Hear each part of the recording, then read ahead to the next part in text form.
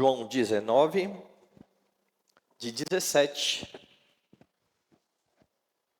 a 27. Diz assim o texto: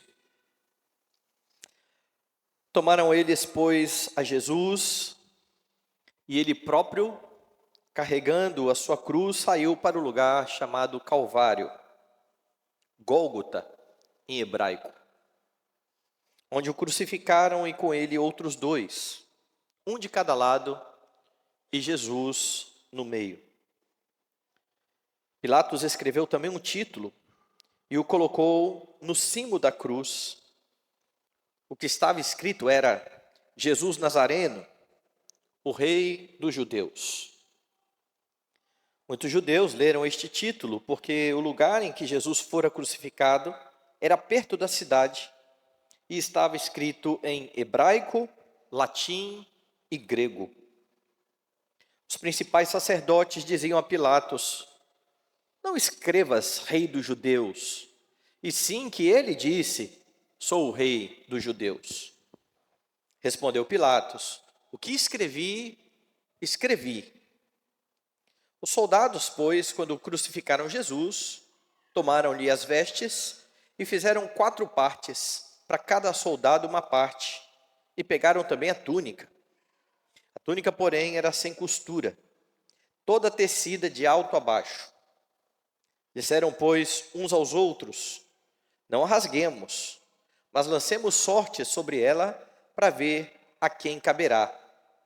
Para se cumprir a escritura, repartiram entre si as minhas vestes e sobre minha túnica lançaram sortes. Assim, pois, o fizeram os soldados, e junto à cruz estavam a mãe de Jesus e a irmã dela, e Maria, mulher de Clopas, e Maria Madalena. Vendo Jesus sua mãe, e junto a ela o discípulo amado, disse: Mulher, eis aí teu filho. Depois disse ao discípulo: Eis aí tua mãe. Dessa hora em diante, o discípulo a tomou para casa. Oremos nesse instante. Senhor, exaltamos o teu nome, gratos porque um dia o Senhor nos tirou do lamaçal do pecado e nos fez povo do Senhor, parte da tua igreja, povo que se chama pelo teu nome. Não porque merecíamos isso, mas porque o Senhor é bom, porque o Senhor é amoroso, porque o Senhor é o Deus de toda graça. E agora, ó Deus, o Senhor tem adornado a tua igreja, tem santificado o teu povo e tem usado para isso a tua palavra bendita. Nesse momento, ó Deus, em que ela será pregada, que o nosso coração seja aberto pelo Espírito do Senhor, para que recebamos as verdades da Escritura como palavra do Senhor. Que o Senhor nos edifique, nos exorte, que o Senhor nos console nesta noite, para a tua própria glória e louvor. É a nossa oração, em nome e por amor de Jesus. Amém. Meus irmãos, eu estava lendo uma reportagem que mostrava que em 2019, um homem de 81 anos de idade conseguiu provar na justiça americana a sua inocência, depois de 43 anos cumprindo pena na prisão. E isso porque foi revogada naquele estado onde ele tinha sido condenado a pena capital. Não tivesse isso acontecido, ele teria sido executado, mas providencialmente a lei foi revogada, passou a ser prisão perpétua, e então, depois de 43 anos, ele estava livre. Em 1976, este homem chamado Charles Ray Finch foi acusado de assassinar o dono de um posto de gasolina. E o funcionário daquele posto disse que 3 homens negros entraram naquele posto e cometeram um crime. Um deles estava trajando um casaco bastante longo. Então, naquela noite, este homem, Finch, ele foi abordado por policiais que acabaram levando este homem como suspeito, porque acharam dentro do carro dele uma munição de espingarda, um cartucho de espingarda.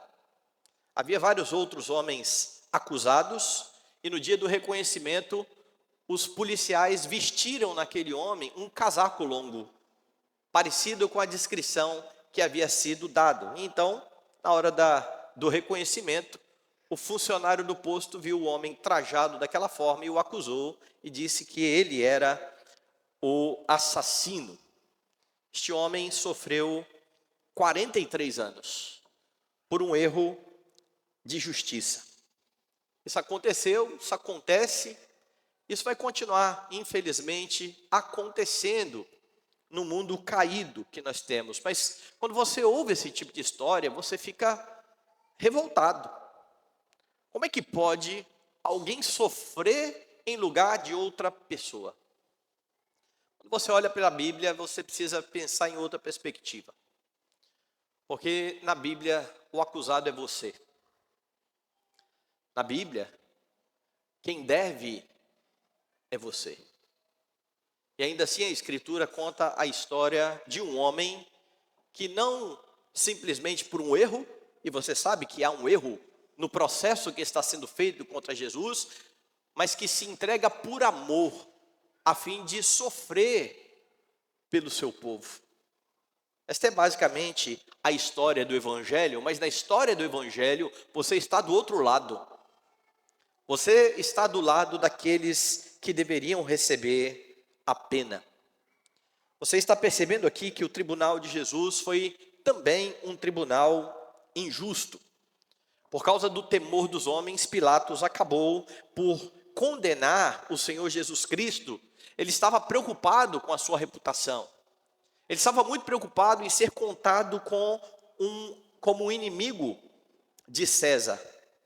E então João vai continuar, a partir do verso 17, a relatar o que ocorre depois desta condenação. Curiosamente, João não vai, como vai fazer Marcos, detalhar aquilo que acontece na chamada Via Dolorosa, que é o trajeto que Jesus faz do tribunal até onde ele será crucificado. Cerca de 600 metros, trajeto em que ele está carregando a cruz.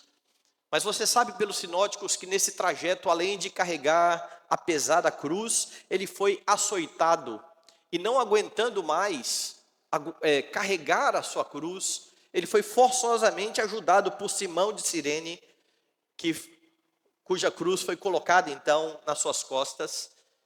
E então ele chega ao Calvário. O texto traz a maior atrocidade que já foi cometida na história humana, porque ali não está um pecador. Se a história de um homem como este americano nos traz terror, nos deixa perplexos, muito mais perplexos deveríamos ficar ao pensar na história de Cristo. Cristo nunca pecou. Cristo era inocente, inclusive inocente dos crimes pelos quais ele estava sendo julgado. Ali estava o santo Filho de Deus.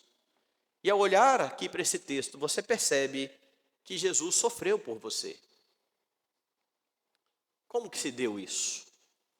O texto mostra que Jesus sofreu por você, recebendo a condenação que era sua.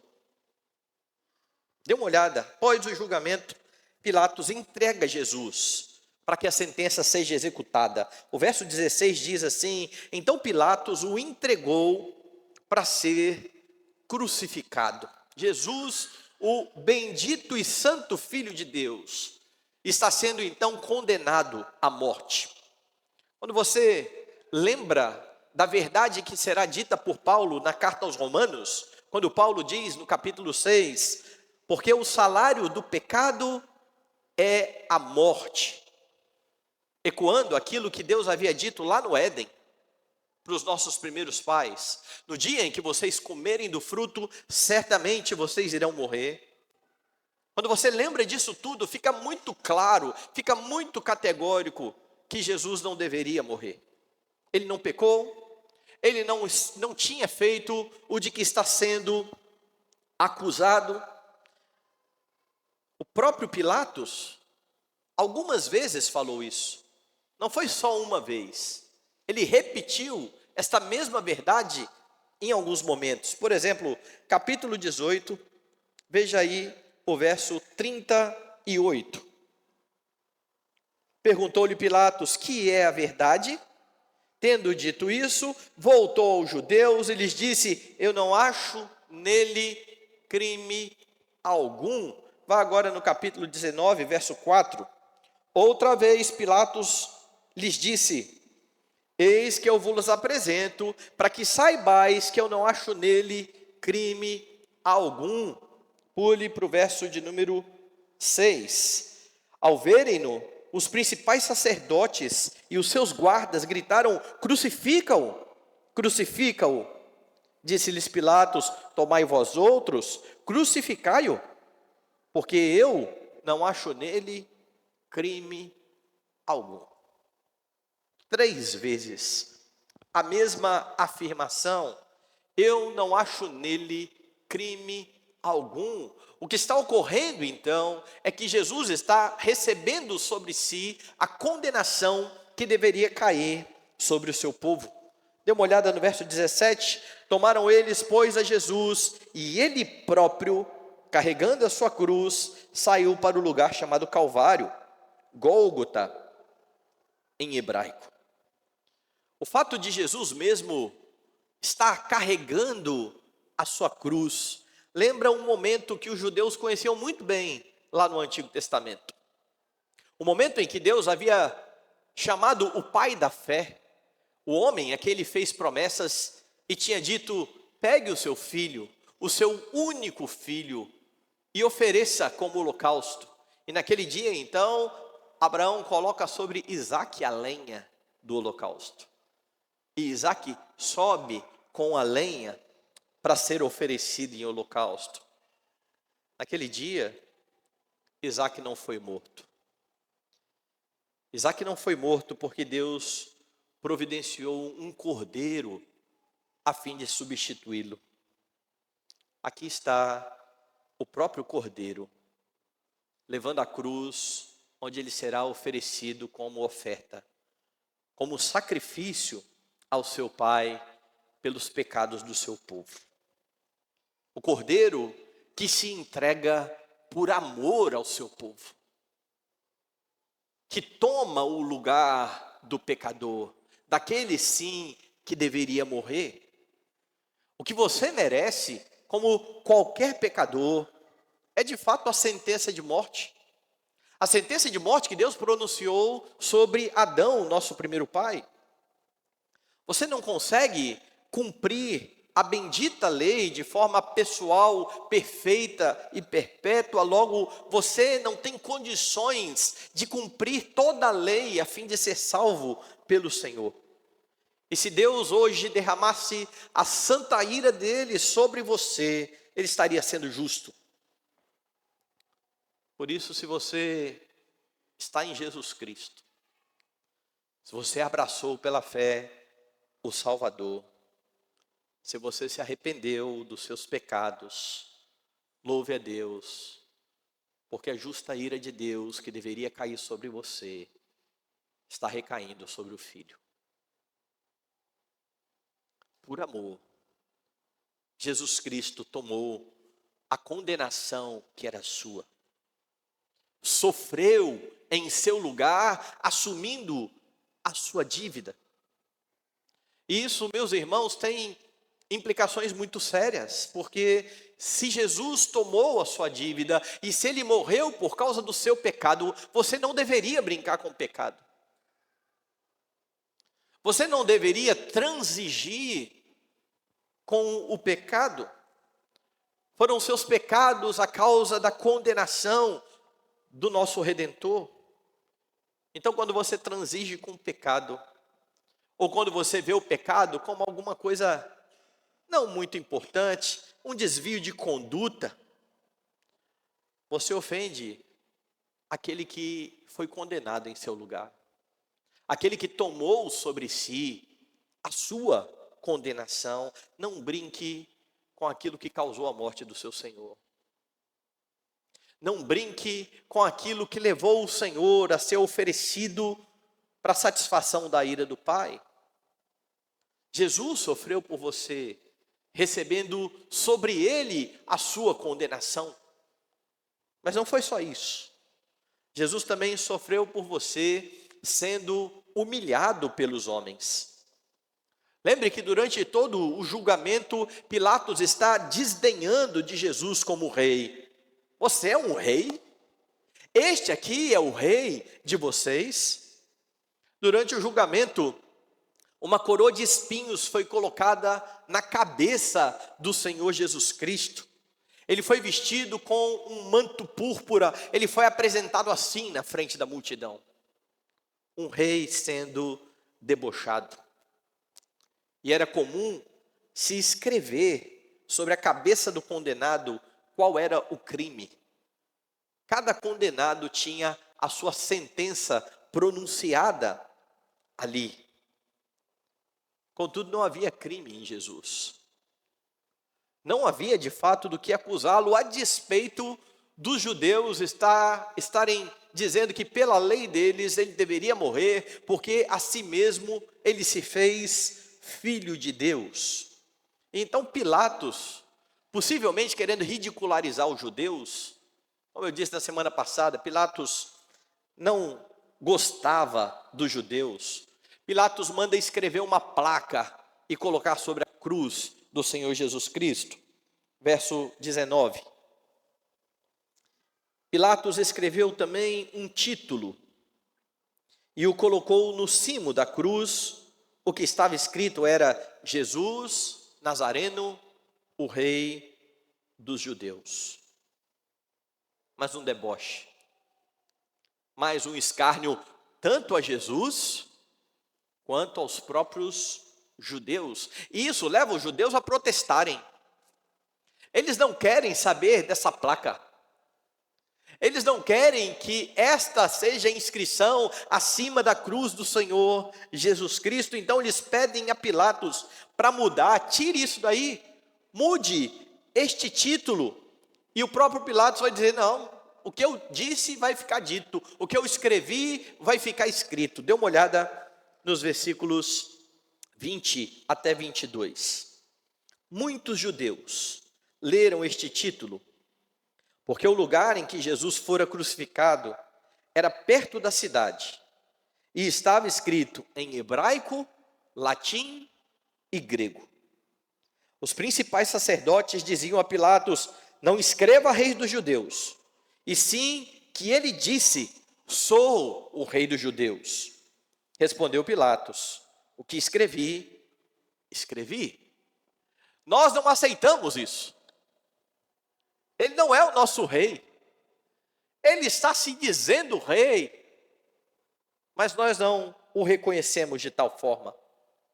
Desta maneira, pela providência do Senhor Deus, enquanto Pilatos tentava ridicularizar o Senhor Jesus Cristo e aos judeus, fornecendo ao Senhor Jesus esse título e não a imputação de um crime, Deus mostra ao mundo o Salvador que morre sem ter cometido delito algum.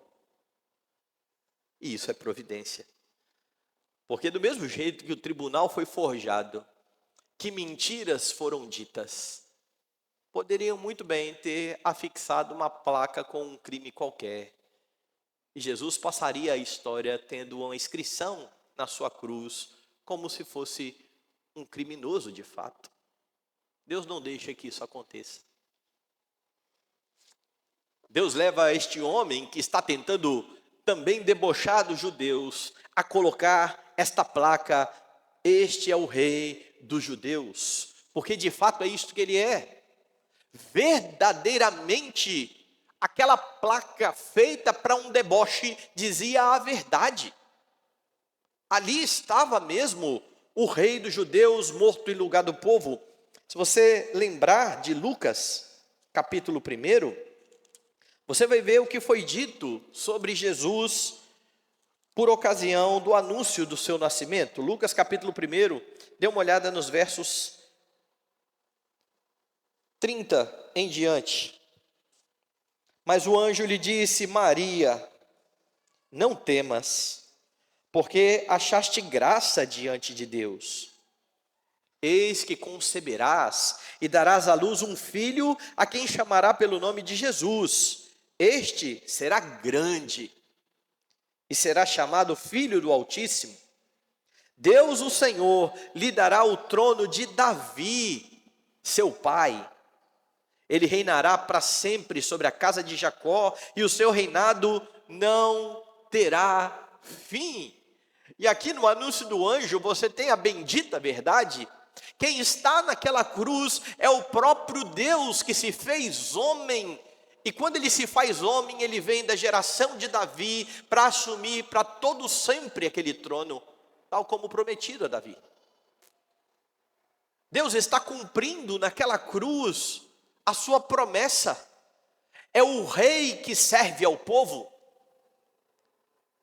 Nós estamos vendo nos cultos da manhã que o primeiro rei de Israel, Saul, ele é dado ao povo devido à rebelião do povo contra Deus.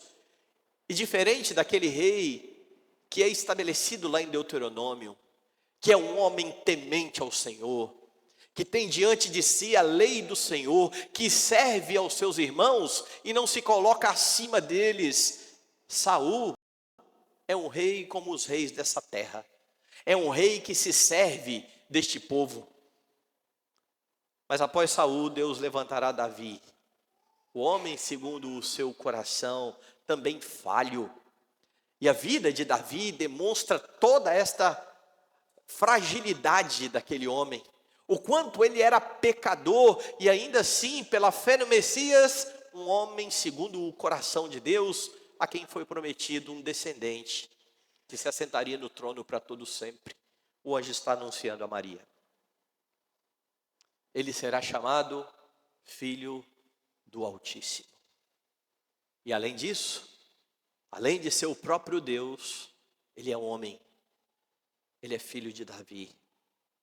Ele é o legítimo rei. Então, enquanto Pilatos tenta debochar, Deus está proclamando a sua verdade. O bendito rei está morrendo em lugar do seu povo. Reparem outro detalhe. O texto diz que a inscrição da placa foi em hebraico, grego e latim. Isso era incomum. E isso também é providência de Deus. O puritano Matthew Henry, comentando essa passagem, fala algo maravilhoso. Ele diz assim: no idioma hebraico estavam registrados os oráculos de Deus. Em grego, o conhecimento dos filósofos. E em latim, as leis do império. Em cada uma dessas línguas, Cristo é proclamado rei, em quem estão escondidos todos os tesouros da revelação, da sabedoria e do poder. Ordenando Deus que isso fosse escrito nas 3 línguas mais conhecidas daquela época, ficava implícito que Jesus Cristo deveria ser o Salvador de todas as nações, e não somente dos judeus, e também que cada nação deveria ouvir na sua própria língua as maravilhosas obras do Redentor. O que Matthew Henry diz é maravilhoso. Calvino comenta que pela providência de Deus, isso mostra que o tempo então havia chegado, quando o nome do seu filho seria conhecido em toda a terra. Não poderia ser diferente. A promessa a Abraão foi que ele seria uma bênção para a gente de toda tribo, língua, povo e nação. Ele é mesmo o rei dos judeus, porque ele vem da descendência de Davi. Mas ele é o salvador de gente de toda língua. E ele é o rei de gente de toda língua que compõe o verdadeiro Israel de Deus. Jesus é o rei do seu povo. Ele sofreu por você, sendo humilhado. Mas em sua providência, Deus está redimindo o seu povo. Você tem noção do grande amor que leva o glorioso Deus a se deixar humilhar a fim de redimir a sua vida? Nós ficamos abalados com a notícia de um pecador como nós, que é condenado injustamente e que sofre durante 43 anos. Sim, isso é terrível. Deveria haver justiça, ou a justiça deveria ser mais precisa, o que infelizmente muitas vezes não é possível debaixo do sol. Às vezes falamos de Cristo e da sua cruz, e não somos tão impactados assim, de entender que o glorioso Deus está sendo ultrajado, humilhado, morto, por causa daquilo que eu fiz. Por causa do seu pecado, da sua culpa. Isso deveria levar você humildemente aos pés da cruz de Cristo todos os dias, dando glória ao seu Salvador. Mas por vezes, nós não somos sequer gratos por isso. Até dizemos da boca para fora, mas não costumamos lembrar disso em nossas orações. Agradecer ao Senhor que nos deu o Filho bendito que sofreu por nós. Olhar para o exemplo de Jesus deve causar também impacto e influenciar as suas atitudes.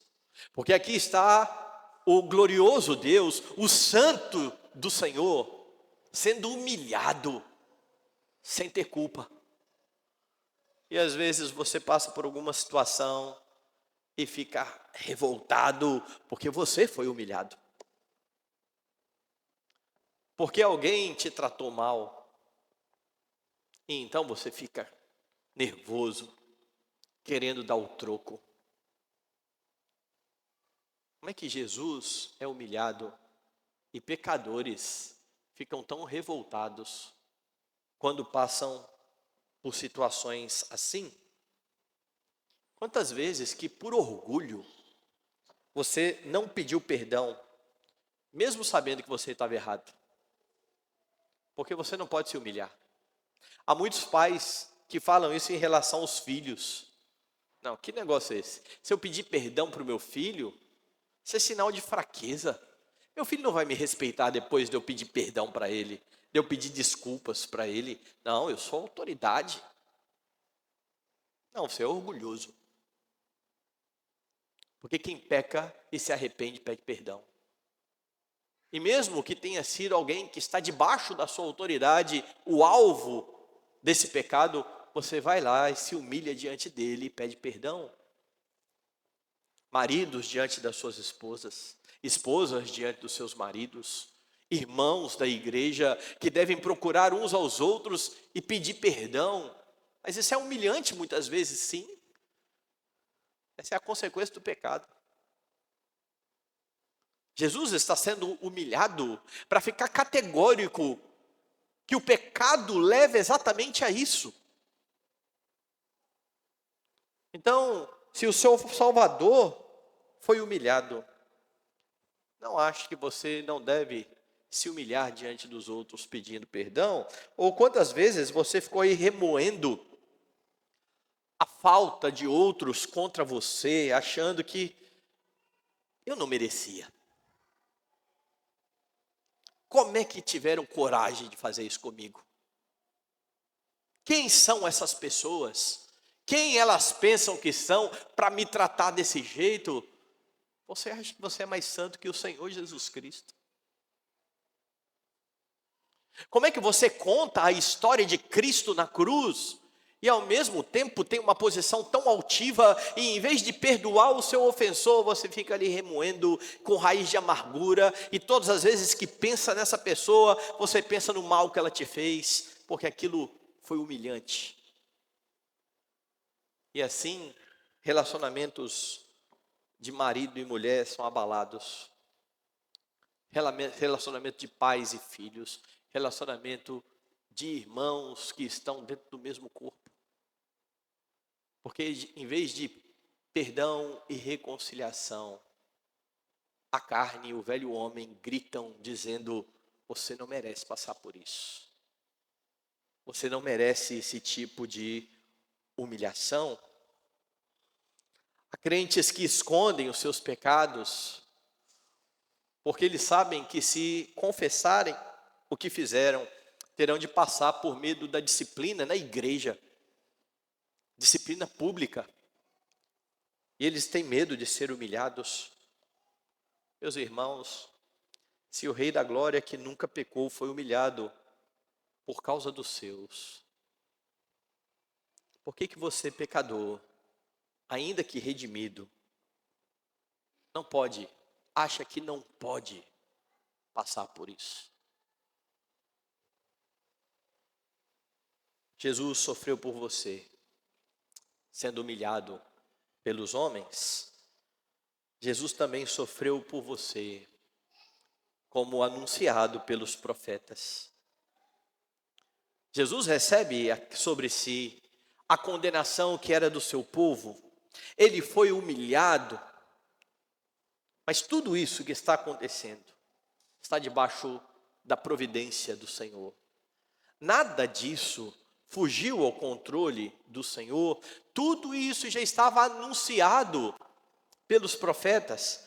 No verso 18, João informa que Jesus foi crucificado em meio a dois malfeitores. Veja lá, de novo.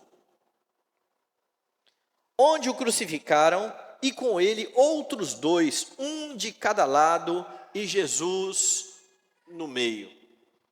Bom, se você prestou atenção no texto da liturgia, você já deve ter lembrado. Se você não prestou, abra sua Bíblia em Isaías 53 e atente para o que está sendo dito no verso de número 12. Por isso eu lhe darei muitos como a sua parte, e com os poderosos repartirá ele o despojo. Porquanto derramou a sua alma na morte, foi contado com os transgressores. Contudo, levou sobre si o pecado de muitos, e pelos transgressores intercedeu. Ele está sendo contado ali com os transgressores, e para ficar ainda mais claro, um destes transgressores vai se arrepender.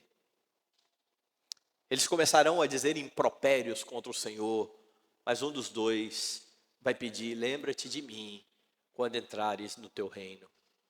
E por causa de Cristo e da sua intercessão, está garantido: hoje mesmo estarás comigo no paraíso. E João está registrando aqui tudo isso que está acontecendo. Mas veja a partir do verso 23 até a parte A do verso 24.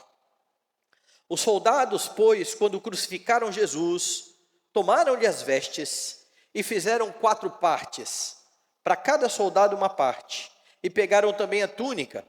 A túnica, porém, era sem costura, toda tecida de alto a baixo. Disseram, pois, uns aos outros: não a rasguemos, mas lancemos sorte sobre ela, para ver a quem caberá, para se cumprir a Escritura. Agora João está dizendo o que está ocorrendo. Jesus é despido.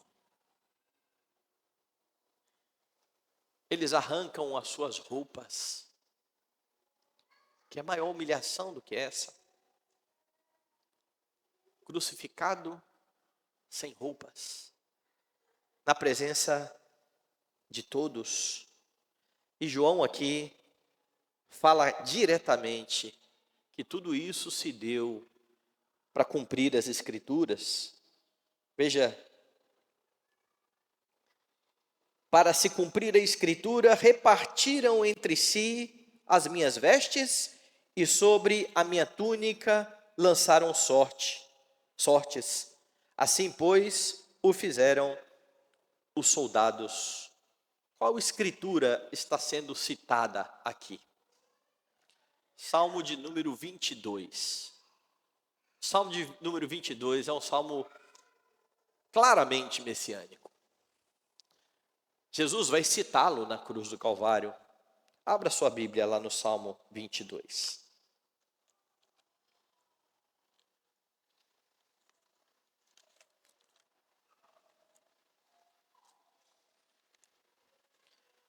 E você sabe que Jesus o cita na cruz do Calvário, logo no primeiro versículo do Salmo. Deus meu, por que me desamparaste? Por que se acham longe de minha salvação as palavras do meu bramido? É isso que Jesus vai exclamar daqui a pouco na cruz. Mas antes disso, o salmo já está sendo cumprido quando os guardas estão repartindo as vestes do Senhor Jesus Cristo. Dê uma olhada aí dos versos 6 ao verso 8. Mas eu sou verme e não homem, opróbrio dos homens e desprezado do povo. Todos os que me veem zombam de mim, afrouxam os lábios, meneiam a cabeça. Confiou no Senhor?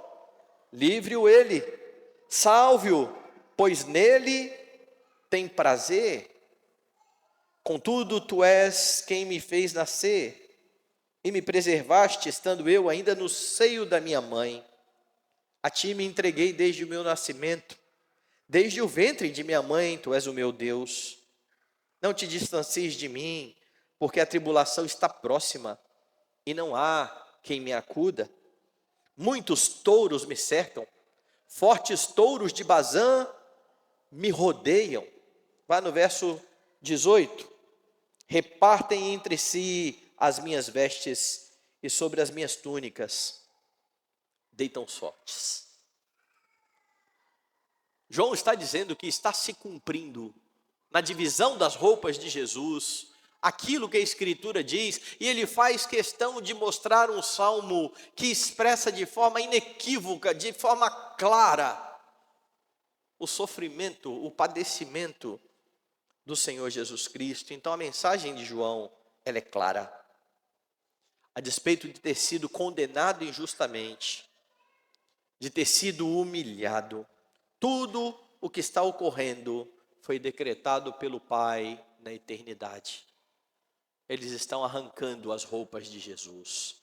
Eles repartem as suas vestes. Jesus foi despido para que você fosse vestido com a verdadeira justiça. Para que você fosse vestido com vestes de justiça.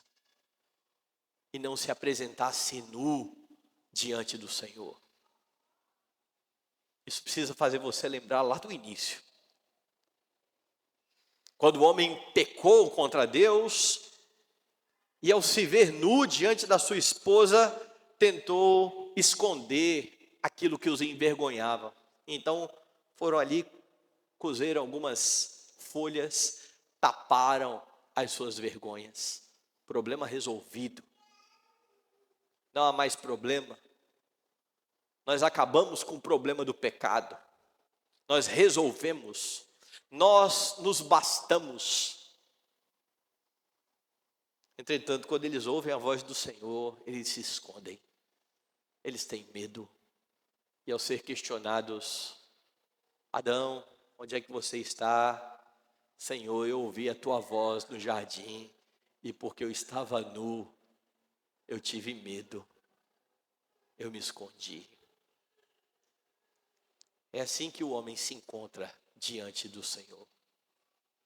Foi essa acusação de Deus à orgulhosa igreja de Laodiceia, que dizia: somos ricos, abastados, nós não precisamos de coisa alguma, vocês não sabem, vocês são infelizes, miseráveis, pobre, cego e nu.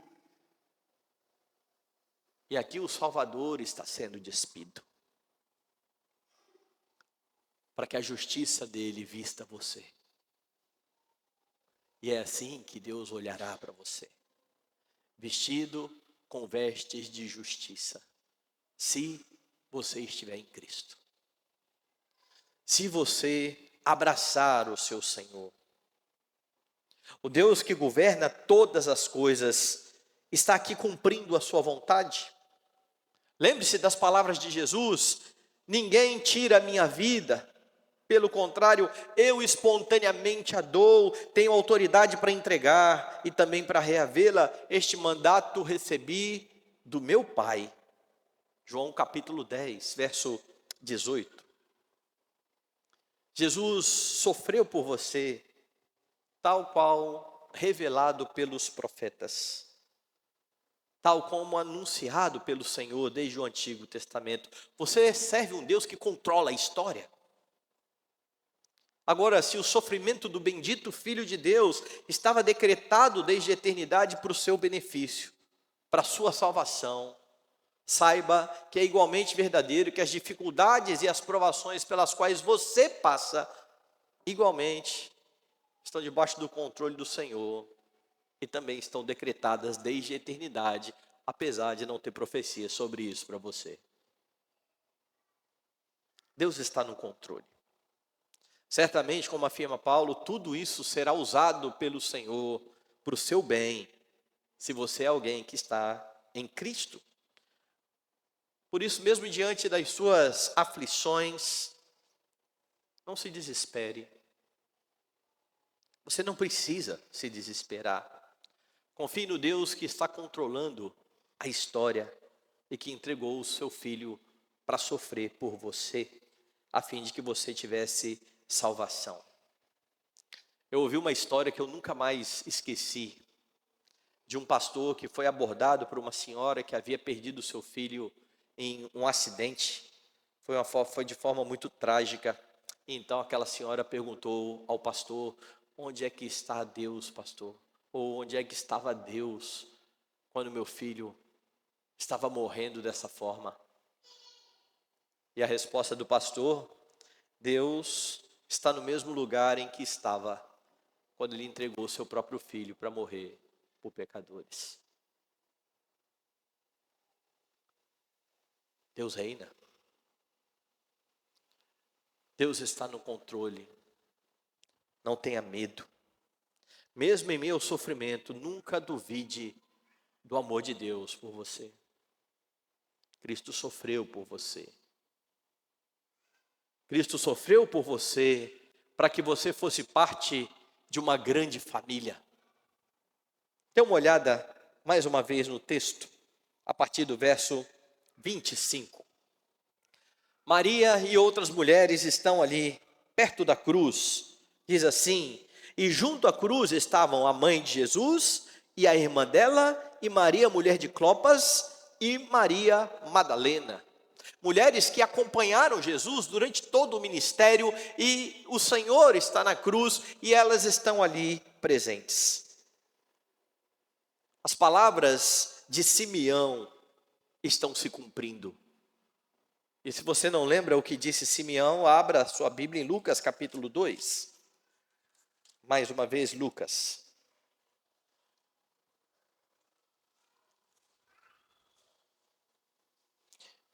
No verso 22, Jesus foi levado ao templo, depois do seu nascimento.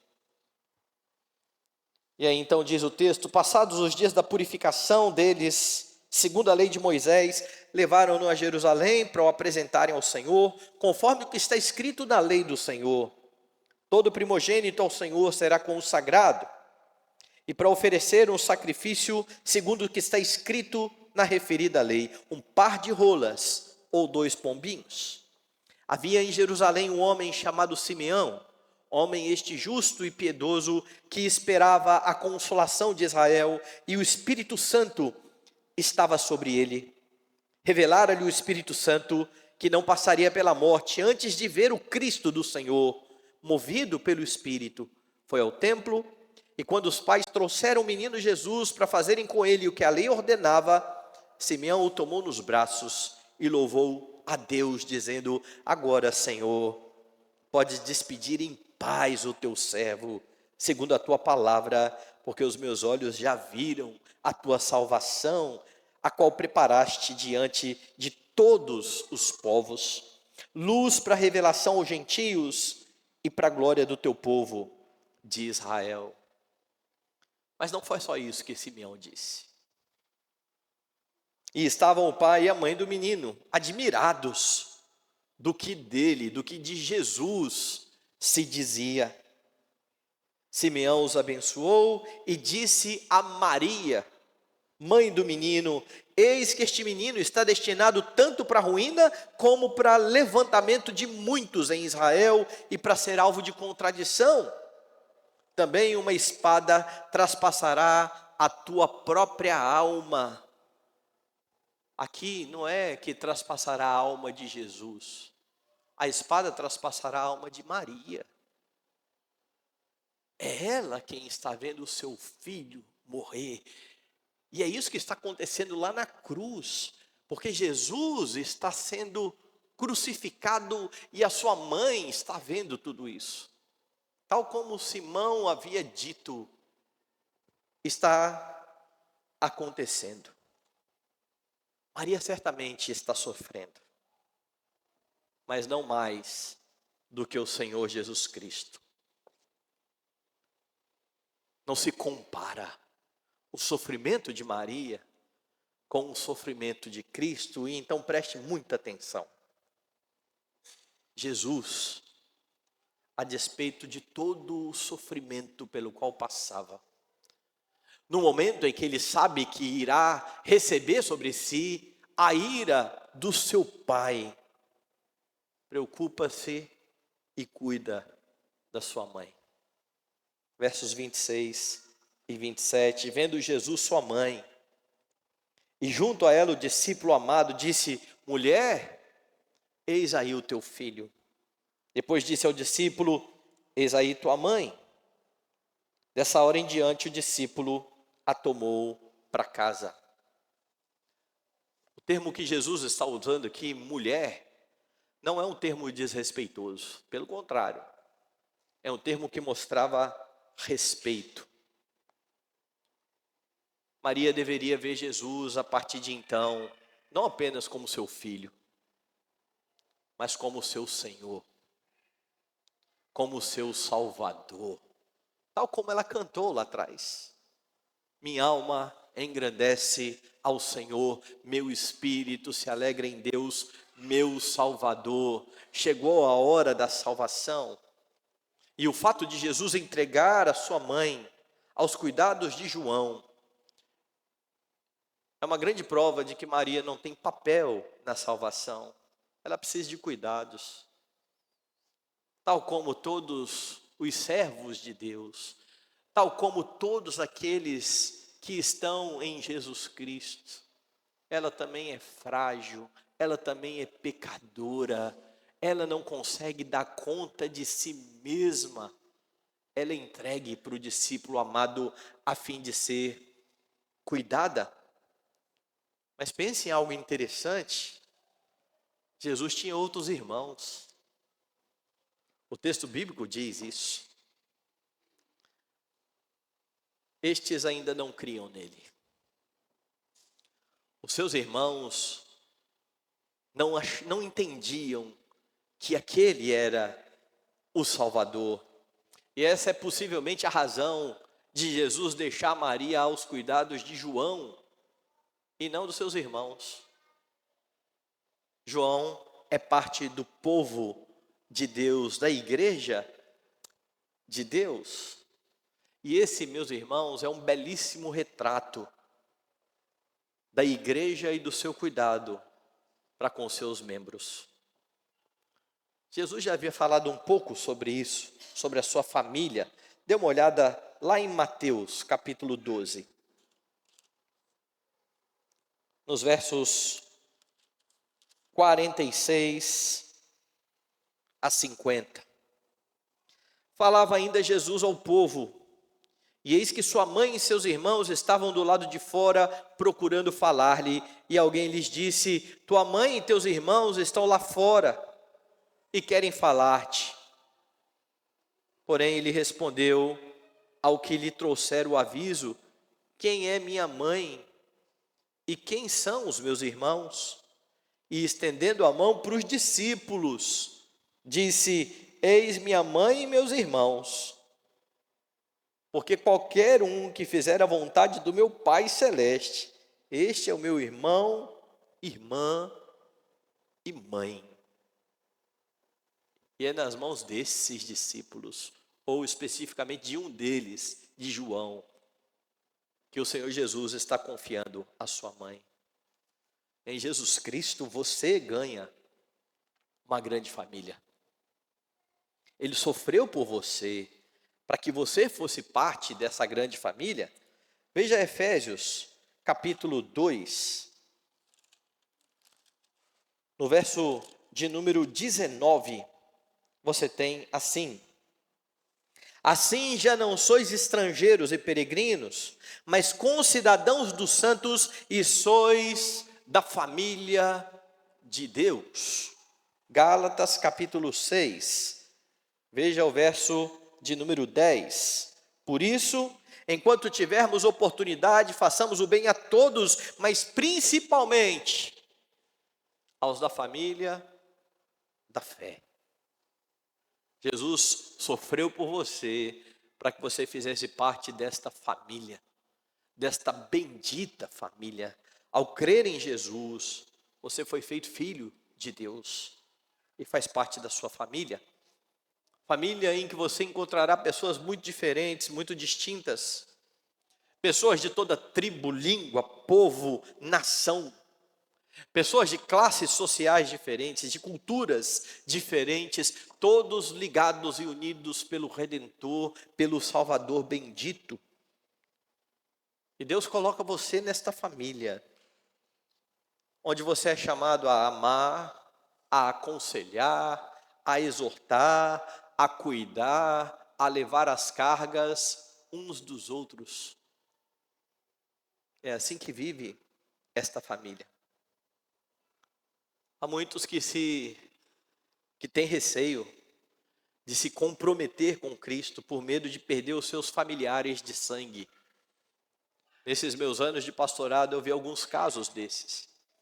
Eu queria ser da igreja, eu queria batizar, mas isso vai ofender muito a minha mãe. Minha mãe é muito religiosa. Isso vai ofender muito a minha família. Eles vêm de uma tradição muito antiga, em outra religião. E então eles veem a ida para a igreja como uma traição à família. E essas pessoas precisam entender, compreender, que ainda que a sua família de sangue os rejeite, eles serão acolhidos na família da fé. Família que existe porque Cristo sofreu por ela, se deu por ela. Como é que você olha para os seus irmãos na fé? Não estou falando para os seus irmãos de sangue. É claro que quando você tem irmãos de sangue, que também são irmãos da fé, é o melhor dos mundos. Mas como é que você olha para os seus irmãos da fé? Porque às vezes nós falamos, mas o meu irmão pode até não ser crente, mas ele tem o mesmo sangue que eu. É, o sangue da sua mãe junto com o sangue do seu pai, que deu origem a dois pecadores, você e ele. Mas entre você e o seu irmão na fé, está o sangue precioso de Cristo. Não há laço maior do que esse. Não existe. A família da fé precisa ser considerada pelos crentes, mas muitos não têm a mínima consideração pelos seus irmãos. É preciso que você cresça no conhecimento daqueles que estão junto com você nesta família. Ao lembrar que o laço que une você aos seus irmãos é o precioso sangue daquele que sofreu por você para fazer de você família de Deus. Ame a igreja. Ame a família do Senhor. Porque ainda que todos venham a faltar, você tem a igreja. Você tem o povo de Deus. O texto mostra então que Jesus sofreu por você. Ele fez isso recebendo a sua condenação. Por isso a morte, que era o que você merecia, foi vencida. E agora você tem vida em abundância. Ele sofreu por você sendo humilhado pelos homens.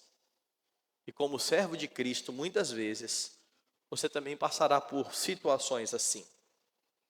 Outras vezes, você terá que humildemente reconhecer suas faltas e pedir perdão. Entretanto, a Bíblia afirma que aqueles que se humilham diante do Senhor em tempo oportuno serão exaltados. Porque se é verdade que Deus resiste aos soberbos, é igualmente verdadeiro que aos humildes Ele concede a sua graça. Jesus sofreu como anunciado pelos profetas. Não esqueça que Deus está conduzindo também a sua história, que Deus levará a cabo todo o propósito dele para a sua vida. Confie no Deus que deu o seu Filho para a sua redenção. Ele sofreu com você para que você fosse parte de uma grande família. A igreja é esta família de Deus. Aquele que foi despido e escarnecido pelos homens, vestiu a sua igreja com vestes de justiça.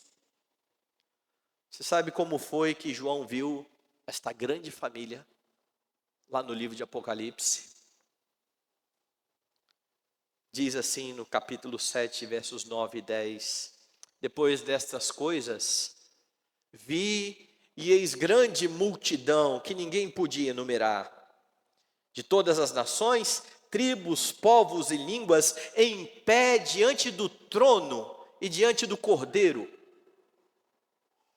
vestidos de vestiduras brancas, com palmas nas mãos, e clamavam em grande voz, dizendo: ao nosso Deus que se assenta no trono e ao Cordeiro pertence a salvação. Foi o que você cantou hoje. É o que você cantará na eternidade. Não somente com a igreja da Praia do Canto, mas com toda a família de Deus. Anseie por esse dia. Jesus sofreu por você, para que você não sofra eternamente. Viva então para a sua glória.